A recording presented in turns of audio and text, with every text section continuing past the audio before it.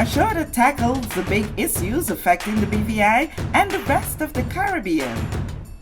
Searches for answers to today's big questions and gives viewers a unique perspective on developing stories. Follow the big story with me, Kathy Richards, only on JTV.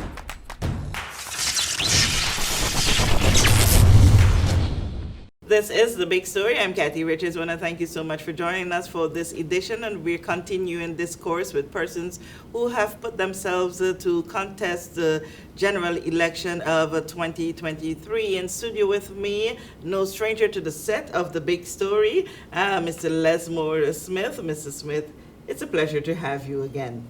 Thank you, Kathy. Good morning. And Kathy, happy Wednesday to you as well. And all the other ladies out there, including my wife and staff and all the friends I know in the ladies' world. All right. More so to my mom. And I want to talk about moms. I pledge myself not to talk about moms with men on this set. Okay. Here on.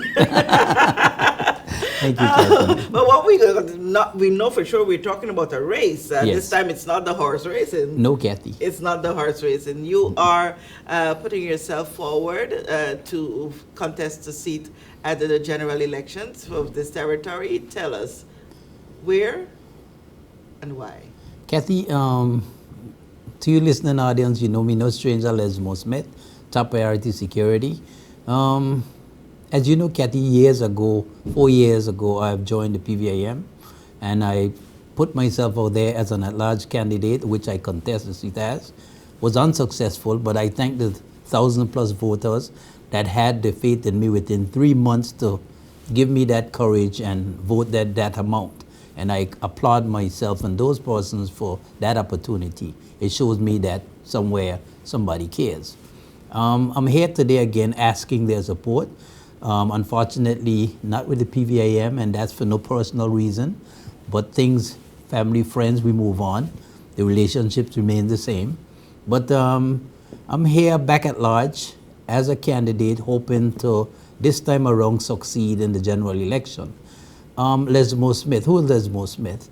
Lesmore Smith is a son of the soil from Long Trench, the son of a farmer, the son of a domestic worker mom. And I appreciate all the years that I've gotten to this point of my life. Been law enforcement for 16 years, trained security, trained fireman, trained developer. If you notice all the projects that I've done in the last 2.5 years, my own building, the Careers building, and other buildings that are not in the town area. So when it comes to getting what needs to be done, I know how to get it done. I know the challenge now is insurmountable, but they're not impossible. We can get there, we have to get there, but as a people we have to unite more in order to get there. I have utmost respect for all the candidates that are out there participating in this race, and I wish them all the best. We are not going to be winners, but we are still not going to be losers. So whatever God permit, that is what's going to happen. So to meet them, encourage everybody to give it their best shot. Most will be respectful to each other, and let's run a fair race. Respectfully and in every way, be that way, whatever it takes. I don't care what you say about me. Michelle Obama said, when you go low, I go high. So stay on the high end of things, and whatever's supposed to be, would be. At the end of the day, I've developed top priority from zero to what it is, so I know about building. I know about getting things done. I know about creating stuff. I know about the hardship of it. I know not having a payroll and having to meet a payroll. Right now, I have about roughly 100 employees. I know what it is to help develop families, sustain families. I know when I hear somebody cry out in the neighborhood, say they don't have, I know what that means because that's where I came from. So don't ask me about the pain and the suffering. I think I understand them all the way through. So that's why I'm putting myself out there to be a part of helping to solve the problem. I know we have the COI with all the variables that we have to meet. I know we have the climate change, the global warming, all of those stuff. Just today, I've been looking at the news. In America, they talk about by the end of the year, 2 million job loss. Now, how can we create at least 200 job gain in the country? We have to do that. How are we going to do so? We have to look about the resources we have available to ourselves. How are we going to develop those? I talked the last time I was on the campaign trail about bringing Prospect Reef back into one of the industries. Maybe we can get about maybe 200 employees there. We look at the Aniguetta's development. I understand the Olympic Committee have interest in being there. I propose, instead of, I'm a horse race fanatic. That's my field. I propose in that industry, which is the sporting industry, to bring into the industry, whereas now we go to Virgin Gorda. I look at the South Sound area. We create a complete development for the horse racing industry, a marina, a first-class facility that will facilitate people moving around the beach. We already have the international race track that we have in the Old Charlie ground. We're looking at building the swimming complex at the Paraquita Bay. We have those. We have the recreation facility for the football at Greenland. So we already have certain things in Tortola. So why not help to develop the other islands to give them a chance to be in the economic things? We have the Out Island, which is the Oil Nut Bay and all those, where you have the upper end people in terms of finances. And if we create things around them, we know internationally they say horse race is run by kings and queens. And we know internationally, if we create that environment for them to come, they're going to pull their resources in. We know, thankful for Brother Andrew Foy, the former premier, to him for passing the legislation, for putting it to the House, and now have been approved for us to get gaming. Gaming also bring a level of income to the government and our society. So then at the end of the day, we have to begin to tap into what's available to us. Okay. If I'm to jump in here, I allowed you to speak just to get a sense of the direction in which you are going. Mm-hmm. And as I listen to you, the question that pops to my head is, why do you see it necessary to be in the House of Assembly, to be a legislator, in order to be able to get most of these things that you talk about done? Why is it that these are things that some people may say, yeah, you could get people on the outside, you don't have to be a legislator to get these things done. Why is it so important to you getting into the House of Assembly in order to achieve these things that you talk about? Kathy, your goal as a journalist, you had to be here in order to institute that. My job and my passion for security and law enforcement, I had to be involved in order to facilitate that. Sometimes there are things that you have to jump into. Nobody can live your dream but you. You can try your best to initiate, to direct, but it's okay when you are part of it to be sure and to have that direct hands-on. I want it to happen, not for me, for the people to benefit from it. Because I understand the loss and gain in life. I've been there. I am there. But at the end of the day, there are other opportunities. We can get a first class jockey from the BVI, go to the US, mainland, Canada, Europe, Dubai, and ride there. But we have to create the entity to develop these things. So in order for us to be able to enhance the goal and objective of our people. Sometimes, if you don't come from a certain setting, you don't understand the passion it takes to do that, because I don't know what it is to be down at the bottom of the table. I have always been up to the top of the table.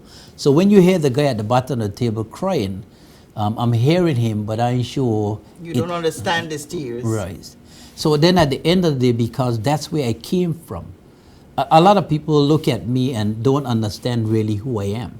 But I came from a very humble beginning. I am thankful to God for where I'm at. I know what it is to do without. I know what it is to go sleep hungry. So I know what it is to be able to also today write first class. But that doesn't deter me from who I was and what I've become.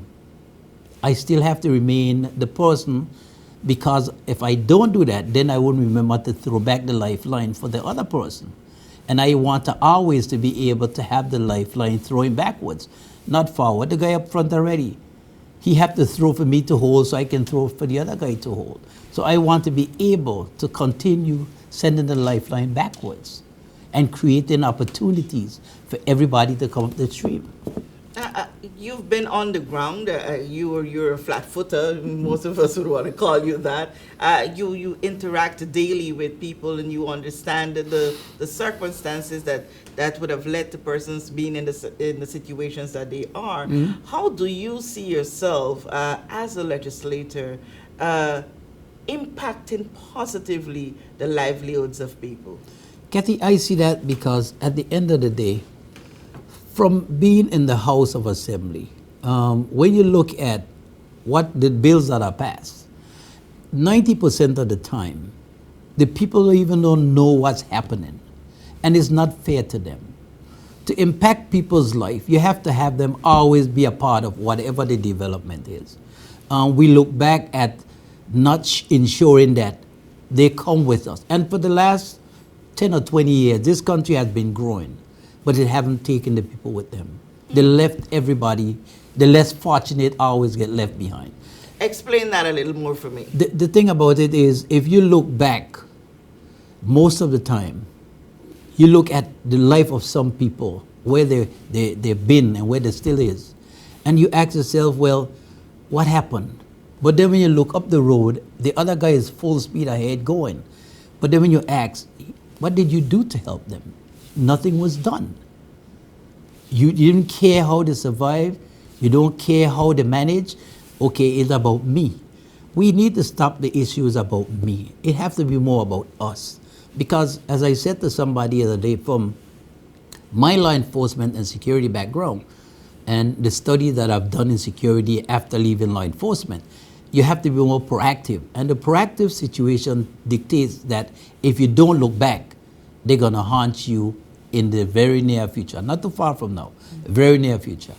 And if we don't begin to find a way for us to connect the lower class with the middle class, then we're going to always have that problem. We cannot keep ourselves from looking backwards. Okay. Because there are a lot of hurting people.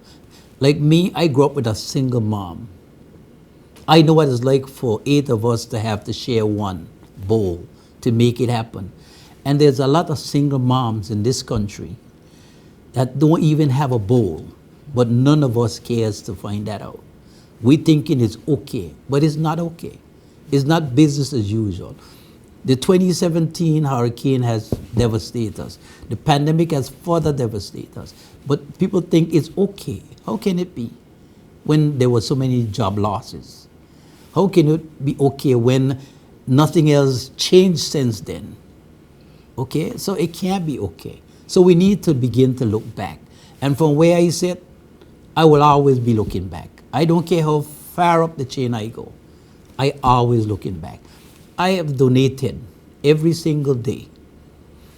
The FSN, the WIN BVI, I keep giving back because there's some child that I don't know of need that help. And I prefer to do without for that moment, but let somebody get a chance to eat something. Let me go down to the crackers for the night, but at least them have a cup of tea for the night. Okay. And we need to begin to appreciate the blessings that we have already achieved and obtained, to be sure that we don't be selfish about it. Okay. And begin to be more caring towards it. With your background in policing and security, in your view, how is policing in this territory? You know, that is one of the things that persons express a great concern about. Let's hear from Lesmore Smith, his view on policing in the British Virgin Islands. Policing can be done much better. In 1983, when I joined the police force, there was a more spirit with terms of the community and the police. We understand that culture changes, culture mixtures, people have different perception, different ideas. Regardless to how, in every business entity or any setting where you have people, we will train you a certain way, but then you go out and display your behavior opposite. That now make everybody look bad. It's like you as a journalist, you do your best to be as professional as you can. Somebody, they don't lump Kathy, they lump all journalists. So now everybody paying the price for the one person. I understand that there are police officers that do go beyond certain things. We understand that they too have their own challenges. And sometimes when they get out there and they're being confronted with the other persons and their problem, the behavior and the reaction don't go too well. And I'm hoping, and I believe with the commissioner's shrine, and I believe that what we need to do is have the police hold them a little bit more accountable for their behaviors. You need to let them know it's okay to do your job, but it's not okay to be abusive in your job. And then you'll find that you get more respect when you walk into the area, because people see you as a respectful person doing your job, because we have kicked doors down. We have arrested people, numerous people from across the waters or wherever. And they always say, well, nothing personal, you're doing your job. Because we didn't slap them up, we didn't kick them up, we didn't beat them up. We had to handcuff them, we did it respectfully. We have to search them, we did it respectfully. But at the end of the day, we didn't create that barrier where we aggressively done in a way whereas it embarrassed them, it made them feel less than a person, so that where the kickback comes from. But being a policeman then and now, we know the challenges are great. We have a lot of young fellows that are out there. We know they too have their challenge, so they're not even willing to accept law and order. And sometimes that's where you need to change your approach, because they've already been challenged. Okay. So you have to find out, how can I reach them in this manner versus reaching them in that manner. Don't mean that sometimes you don't have to put the hard and fast rules, but how can I break it down to make it more easily for everybody to be able to, come more friendly in the community. Okay. Talk to me about the breach borders of the territory, gun and drugs, violence, human trafficking. These are security issues, not just on the inside of the territory, but around us, breached borders and all of it. Kathy, some years ago I made a proposal to the government in terms of border security. We designed a project that you have cameras can see persons 2 miles out. Border security or security around the entire territory. Okay. Those are easy fix stuff, but the buy-in is the problem. The question you ask yourself, who is hiding from who, or who is protecting who? Because those things are easy fit. I mean, you have more than one security agency that operate out of the BVI, including myself, that would tell you, we have dialogues, I have dialogue with other security persons. There are things that we can do electronically that can secure this country so fast that you wouldn't even imagine that the rate of crime that we're having, it probably dropped like in probably a 10 or 15% in quick order. Internally, the cameras that they're supposed to be around the country, I don't understand how or who would map the areas. I looking at all the in and out of each district area, put checkpoints, have the cameras designed. There are cameras designed that we can do license plate number, so it capture each license plate, not only the car, but the number of the car license plate that passes through it each time we go whether back or forth. So that way, when we are looking at a situation, so if I'm in West and something happened in East, you have to pass through Road Town, we could tell you every car that passed from East to West or from West to East. whatever direction. But you have to have the cameras strategically placed. Yeah, because thinking about the mountainous terrain Yeah. that is in this territory. You could have it because they're also an exit point. Okay, if I'm here, I need to go from here, east or west. I have to pass by Kuma roundabout, by Sony, by the roundabout by the Port Authority. So you have to go either direction around that roundabout. So I have to see you whether going or coming. I'm in East End. There's an intersection by the police station. If I'm coming from east, I must pass there. The other point is, if you go through the top of the hill by the prison, I have to come out by Little Licks Hill. So I can cut you off there. I can cut you off in Bellevue Point. I can cut you off at the point by Joe's Hill Road. Now you go on King Bear, you come into town. It's how I'm going to capture you. So I have to create the web. So everywhere you turn in the net, I can get you.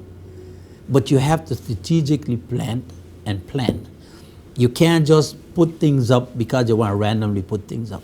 The next backup to that would be, how do you get the businesses to buy in, to be a part of the surveillance system where, okay, I pass Jahphix, I'm going down to Eddie Fresh, and so I know you have to pass this area. I go into Drake's, so I know you have to pass this. So we have monitoring system, cameras, that would follow you through. So you pass here, I know you didn't go that way, you went this way. It's an easy fix, but it depends on if we really want to fix it. Okay. All right, let's go to the issue of good governance. This is a big problem for the people of this territory. It took a commission of inquiry to put us on our knees and to bow in order to look at this seriously. Your view on the governance of this territory over the years? Kathy, we have made mistakes. We have made, based on the COI report, we have made terrible mistakes. The question is fixing those mistakes. Way back when there was a saying going around, if you don't police yourself, you'll be policed. Unfortunately, that's where we at. And at the end of the day, it's not to point fingers. It's a saying, if we were listening, we would have fixed it back then. We're still in a good position because we still have the opportunity to make restitution.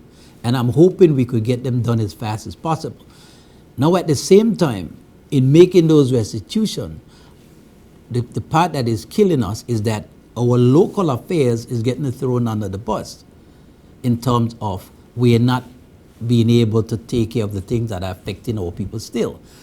So my thing is, with the good governance structure, we can, okay, every minister is responsible, but every minister have a PS along with deputy PS and other people. So how can you restructure? Okay, PS, deputy PS, you deal with keeping things alive in this end while we have ministers, or however we choose, and we have advisors as well.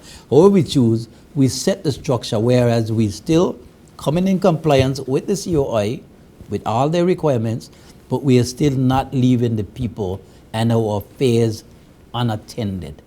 So good governance is what I think we would have going forward. Good governance. In all my life of doing business, Kathy, I understand how to manage my money, how to develop and make things happen. We have the skill set. It just means that sometimes we get too overwhelmed and miss where we are to stay, the zone. We blame the governor for, oh, they've been in the room. Yeah, they've been in the room, but you have a right to keep yourself proper in the room. Okay. So I am not going to blame anybody else for our mistake. We did it, and I'm sure we're on the verge of fixing it, and we will get it fixed. Do you think? But we have to make that decision on election day. Okay. Do you think the finances of this territory is being managed well? I don't think so. I honestly don't think so. Because we still have the LTS Catholic School that we should have been paying attention to get our children. Because I don't think they understand having the children separated and having the parents have to be worrying about getting other things done. You're creating more stress on the people and the country. So we need to begin to sit down. And the first thing is, I said to some of my friends, I am not a specialist. I'm a guy that's full of ideas. I need to sit down with the people that know better than I and learn from them.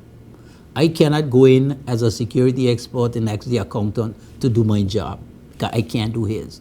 What I want him to do for me is to guide me with the ideas I have, but to be within the context of what needs to be done professionally and to the law. Because I can't go overrun the guy or the lady or that person and telling them, this is how I said do it. This is not my field. I'm here to learn from you, and at the same time, we all make the project worthwhile, not for me, for the country. I don't need to have the signature.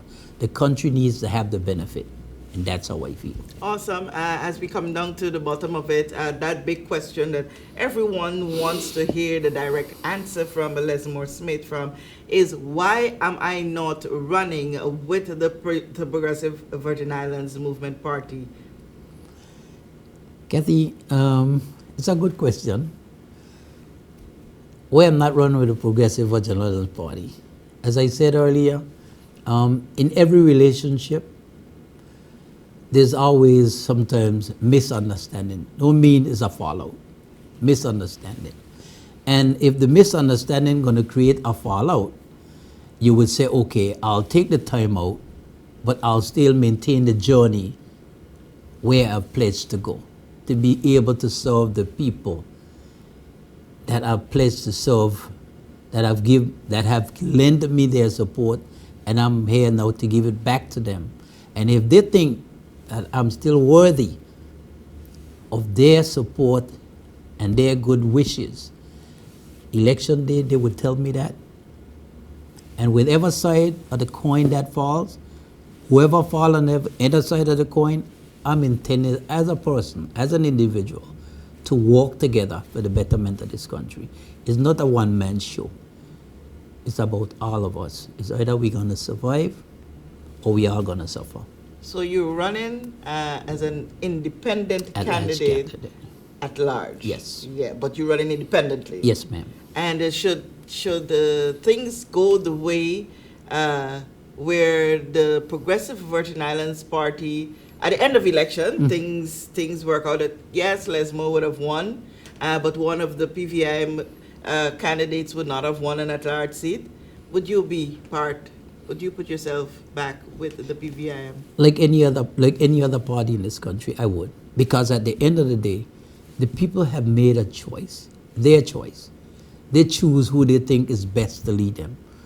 I can't do it alone. So wherever that is, and whoever those persons are, that's where the wish is of the people, and that's where I would be. Okay, Lesmore Smith, 30 seconds, and you have your audience. Kathy, I thank you very much. I thank the listening audience for having me today. I thank you for the last general election, what you've done for me. I want you to know that with my training, I believe I have the skill set to be able to help with infrastructure, security. I'm looking at situation with the elderly. I have plans for our youth. I've done all these stuff for over the years. These are things that I've done, and there's nothing going to change that. My survival and development in this country is what the people have lent and given to me, and that's why I'm here to give back. I'm at risk for losing more because I'm a person who signed contract with the government, but that don't bother me. Tomorrow I'm dead, the contract means nothing. It's what I can do for the people now means something to me more than the contract that I hold with the government. Thank you. All right, thank you so much for taking time out to clarify things and to let people know as well what it is that you are bringing to the table as an at-large independent candidate. And we wish you all the best that you wish yourself. Thank you, Kathy. And continue your fight. And we want to thank you for taking time out to join us for this edition of The Big Story. I'm Kathy Richards.